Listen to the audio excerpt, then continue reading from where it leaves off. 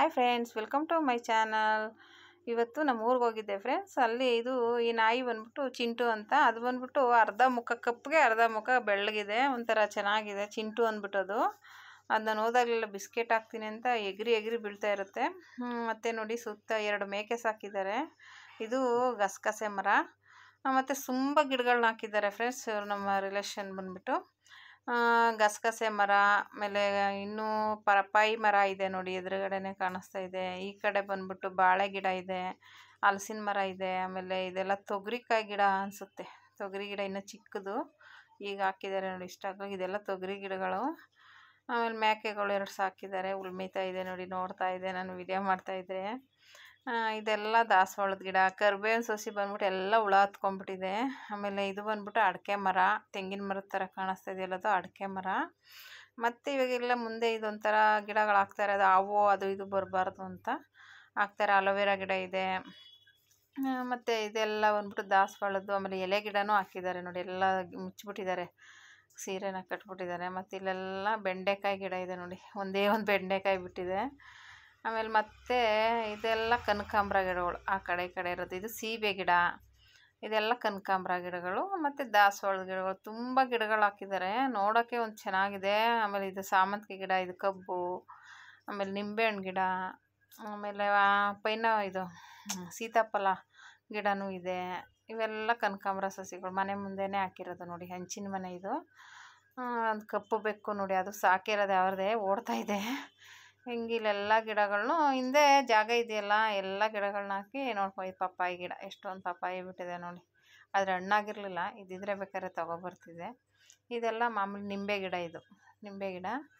ಈ ಥರ ಎಷ್ಟೊಂದು ಗಿಡಗಳನ್ನೆಲ್ಲ ಹಾಕಿದ್ದಾರೆ ನೋಡಿ. ನೋಡೋಕ್ಕೆ ಒಂದು ಚೆಂದ, ತುಂಬ ಚೆನ್ನಾಗಿರುತ್ತೆ. ಅದು ಸಂಜೆ ಟೈಮ್ ಹೋಗಿದ್ನ, ನೋಡೋಕ್ಕೆ ಒಂಥರ ಚೆನ್ನಾಗಿ ಕಾಣಿಸ್ತಾ ಇತ್ತು.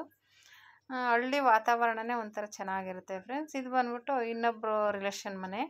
ಅದು ಹಳ್ಳಿ ಕಡೆ ನೀವು ನೋಡಿರ್ಬೋದು, ಮೆಟ್ಲು ಥರ ಮಾಡಿ ಮೇಲೆ ಅಟ್ಟದ ಥರ ಮಾಡಿರ್ತಾರೆ. ಅದು ನೆಟ್ಟಿಗೆ ಇತ್ತು ಮೆಟ್ಲು, ಅದು ಮೆಟ್ಲು ಹತ್ಕೊಂಡ್ಬಂದೆ. ಮೇಲೆಲ್ಲ ನೋಡಿ ಈ ಥರ ಇದೆ. ಅದು ಲೈಟ್ ಬೇರೆ ಇರಲಿಲ್ಲ, ಅದು ಫೋನ್ ಬೆಳಕು ಸಾಕಾಗಲಿಲ್ಲ. ಇದು ನಮ್ಮ ಬ್ರದರ್ ಮಕ್ಕಳು. ಅದು ಬೆಕ್ಕು ಮರಿ ಹಾಕಿದೆ, ಚಿಕ್ಕ ಚಿಕ್ಕ ಮರಿ ಇದೆ ಅಂತ ಹುಡ್ಕಾಡ್ತಾ ಇದ್ದಾರೆ ನೋಡಿ. ಅದು ಅಟ್ಟದ ಮೇಲೆ ಮರಿ ಹಾಕ್ಬಿಟ್ಟಿದೆ ಅಂತ ಹುಡುಕ್ತಾಯಿದ್ರು. ಇದೆಯೋ ಇಲ್ವೋ ಅಂದ್ಕೊಂಡು ಹುಡುಕ್ತಾಯಿದ್ವಿ, ಸಿಕ್ತು. 2 ಮರಿ ಇತ್ತು, 2 ಮರಿ ಹಾಕಿದೆ. ಅದು ಒಂದು ದಿನನೋ 2 ದಿನನೋ ಹಾಕಿತ್ತು ಮರಿ ಹಾಕಿ. ಆಮೇಲೆ ನೋಡಿದ್ರೆ ಅದು ಇನ್ನೂ ಕಣ್ಣೇ ಬಿಟ್ಟಿರಲಿಲ್ಲ ಫ್ರೆಂಡ್ಸ್. ಅದು ಬೆಕ್ಕಿನ ಮರಿ ಬಂದ್ಬಿಟ್ಟು ಕಣ್ಣೇ ಬಿಟ್ಟಿರಲಿಲ್ಲ ನೋಡಿ. ಈ ಥರ ಇದೆ, ಕ್ಯೂಟಾಗಿದೆ. 2 ಮರಿ ಇದೆ. ಎಷ್ಟು ಚೆನ್ನಾಗಿದೆ ಅಂದರೆ ನೋಡ್ತಾ ಇದ್ರೆ ನೋಡಬೇಕು ಅನ್ನಿಸ್ತಾನೆ ಇತ್ತು. ಮತ್ತು ಇದು ಈಚೆ ಬಂದರೆ ಅವ್ರ ಮನೆ ಈಚೆ ಈ ಥರ ವಾತಾವರಣ ಇತ್ತು.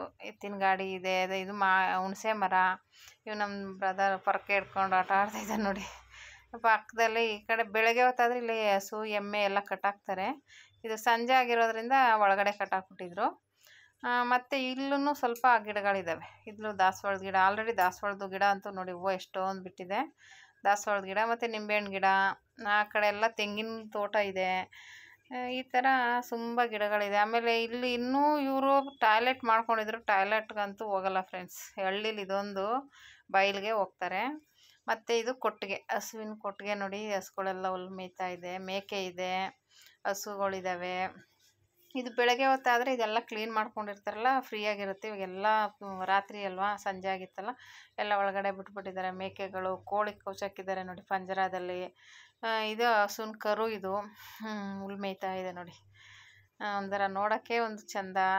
ನಾನು ಅವಾಗೆಲ್ಲ ಹಾಲು ಕರೆಯೋದು, ನಾವು ಹುಲ್ಲು ತರೋದೆಲ್ಲ ಮಾಡ್ತಾಯಿದ್ವಿ.